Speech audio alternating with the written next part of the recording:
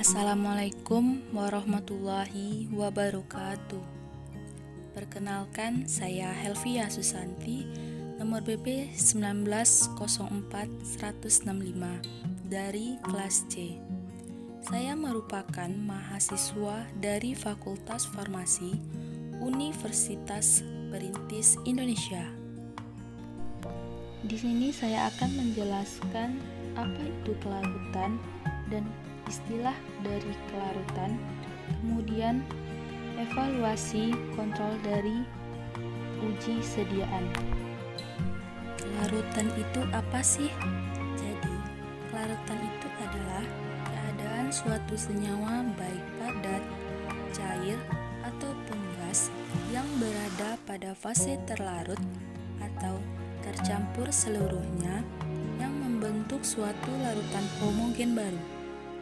Kemudian kelarutan juga dapat diartikan sebagai suatu besaran kuantitatif konsentrasi zat terlarut dalam larutan jenuh pada suhu konstan, dan secara kualitatif dapat didefinisikan sebagai interaksi spontan dari dua zat atau lebih yang bertujuan membentuk dispersi molekular.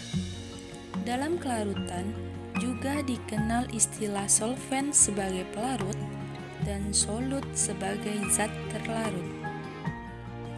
Ini adalah istilah kelarutan menurut Farmakope Indonesia edisi 3. Itu ada sangat mudah larut, di mana jumlah bagian pelarut yang diperlukan untuk melarutkannya yaitu kurang dari 1 bagian. Kemudian ada mudah larut, yaitu jumlah bagian pelarutnya 1-10 bagian. Larut, jumlah bagian pelarut yang diperlukan yaitu 10-30 bagian. Agak sukar larut, jumlah bagian pelarut yang diperlukan 30-100 bagian. Kemudian ada sukar larut, yaitu jumlah bagian pelarut yang diperlukan 100-1000 bagian. Kemudian ada sangat sukar larut, di mana jumlah bagian pelarut yang diperlukan 1000-10.000 bagian. Praktis tidak larut, yaitu jumlah bagian pelarut yang diperlukan lebih dari 10.000 bagian. Apa itu eliksir? Menurut Farmakope Indonesia edisi 3 tahun 1979, eliksir adalah sediaan berupa larutan yang mempunyai rasa dan bau yang sedap, mengandung selain obat juga zat tambahan seperti gula atau zat pemanis lainnya, zat warna, zat pewangi, zat pengawet yang digunakan sebagai obat dalam. Nah, ini merupakan evaluasi kontrol dari uji sediaan, yaitu ada uji organoleptis, ada uji bobot jenis, ada uji kejernihan, ada uji kelarutan, dan ada uji viskositas, uji pH, uji stabilitas, dan uji kebocoran. Pada uji organoleptis, tujuan pengujiannya yaitu untuk memeriksa kesesuaian warna, bau, dan rasa pada larutan sedapat mungkin mendekati dengan spesifik sediaan yang dimana telah ditentukan selama formulasi. Alat yang digunakan yaitu dengan menggunakan panca indera sebagai alat utama untuk pengukuran daya penerimaan terhadap sediaan. Metode dalam pengujian ini pada saat melihat warna yaitu dilihat kesesuaian warna dengan cara menggunakan penglihatan mata. Kemudian bau, yaitu dengan dicium aroma sediaan dengan menggunakan penciuman hidung. Rasa disesuaikan rasa dengan panca indera perasa. Pada penafsiran hasil pengujian, warna, bau, dan rasa harus disesuaikan dengan bahan pewarna dan bahan perasa yang digunakan. Pada uji bobot jenis ini adalah perbandingan bobot jenis zat di udara pada suhu ditetapkan terhadap bobot air dengan volume dan suhu yang sama. Tujuan pada pengujian ini yaitu untuk mengukur bobot jenis dari sampel.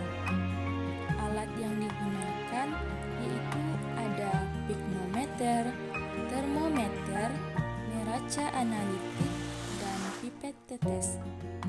Metode yang digunakan pada pengujian ini yaitu ukur terlebih dahulu bobot piknometer yang kosong, kemudian ukur piknometer yang ditambah dengan air pada suhu 25 derajat Celcius. Dan setelah itu, ukur bobot piknometer yang ditambah dengan sampel yang serta dihitung bobot jenis dengan menggunakan rumusnya. Pada penafsiran hasil pengujian dapat melakukan perhitungan bobot jenis yang dihitung dengan yaitu BJ sama dengan pikno kosong yang telah ditambah sampel dikurang dengan pikno kosong dibagi pikno yang ditambah dengan air dikurang dengan pikno kosong. Pada pengujian kejernihan, tujuan dilakukannya pengujian ini yaitu membandingkan kejernihan masing-masing sampel dengan suatu pembanding atau pelarut yang digunakan untuk mengetahui kejernihan dari sampel. Alat yang digunakan dalam pengujian ini yaitu ada tabung, stopwatch, dan pipet tetes.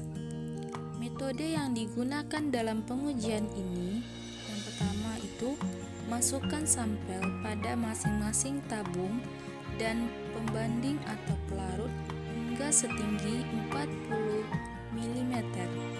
Kemudian bandingkan kedua sampel tersebut selama 15 menit dengan latar belakang hitam.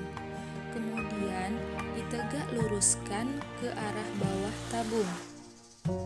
Pada penafsiran hasil, suatu cairan apabila dinyatakan jernih, kejernihannya sama dengan air atau pelarut yang digunakan. Pada pengujian kelarutan, yang dimana tujuannya yaitu untuk menentukan kelarutan suatu zat. Alat yang digunakan yaitu ada batang pengaduk, beker gelas, botol semprot, yang dimana metode pengujiannya yaitu masukkan zat yang akan diuji ke dalam beker gelas yang ditambah aquades, kemudian diaduk zat tersebut dengan batang pengaduk dengan waktu kurang lebih 15 menit. Penafsiran hasil pada pengujian ini dilihat apakah masih ada endapan terhadap larutan tersebut atau tidak. Apabila tidak ada endapan, berarti zat tersebut telah larut dalam aquades. Pada pengujian viskositas, di mana viskositas ini ialah mengukur kecepatan bola yang jatuh melalui cairan di dalam tabung pada temperatur tetap. Tujuannya yaitu untuk mengetahui viskositas suatu cairan dengan menggunakan alatnya yaitu viskometer Hopler. Metode yang digunakan dalam pengujian ini yaitu dengan cara memasukkan bola yang telah dipilih ke dalam viskometer Hopler. Kemudian, amati waktu bola yang jatuh ke garis tanda pada viskometer Hopler. penafsiran hasilnya yaitu dapat dihitung dengan rumus tersebut. Pada pengujian pH yang dimana mempunyai tujuan yaitu untuk menentukan harga pH. Alat yang digunakan pada pengujian ini yaitu ada potensiometrik atau pH meter dan ada termometer. Kemudian metode yang digunakan pada pengujian ini yaitu dengan menggunakan alat potensiometrik atau pH meter yang terkalibrasi. Kemudian pengukuran pH dilakukan pada suhu 25 derajat Celcius atau kurang lebih 2 derajat Celcius kecuali dinyatakan lain pada masing-masing monografi. Pada penafsiran hasil pengujian ini, harga pH dilihat dari tingkat keasaman yang tertera pada potensiometrik atau pH meter. Pada pengujian stabilitas, yaitu kemampuan untuk mempertahankan sifat dan karakteristiknya agar tetap sama. Tujuan dari pengujian ini yaitu untuk dapat membuktikan suatu mutu sediaan yang berubah seiring dengan waktunya. Alat yang digunakan pada pengujian ini yaitu ada climatic hammer. Metode yang digunakan yaitu ada uji stabilitas dengan jangka panjang dan ada juga uji stabilitas dengan dipercepat. Pada penafsiran hasil pengujian dapat dilihat dalam bulan ke-36 atau ke-60 dari kesesuaian sifat dan karakteristiknya sama seperti sejak pertama kali dibuat.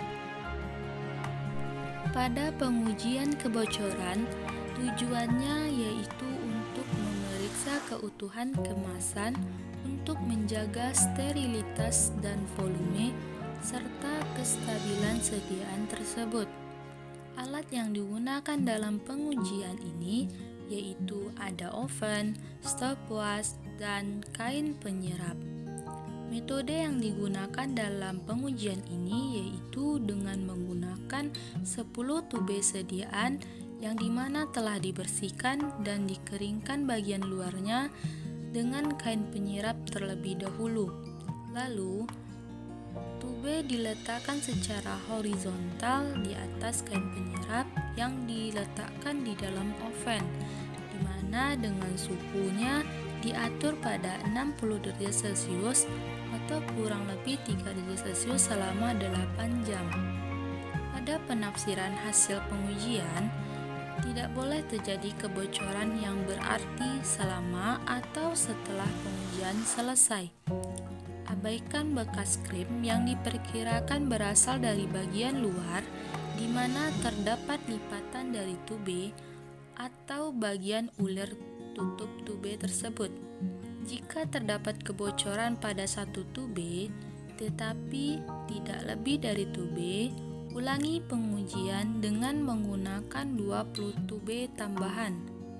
Uji memenuhi syarat apabila tidak ada satupun kebocoran yang diamati dari 10 tube pada pengujian pertama, atau kebocoran yang diamati tidak lebih dari 1 tube di antara 30 tube yang diujikan.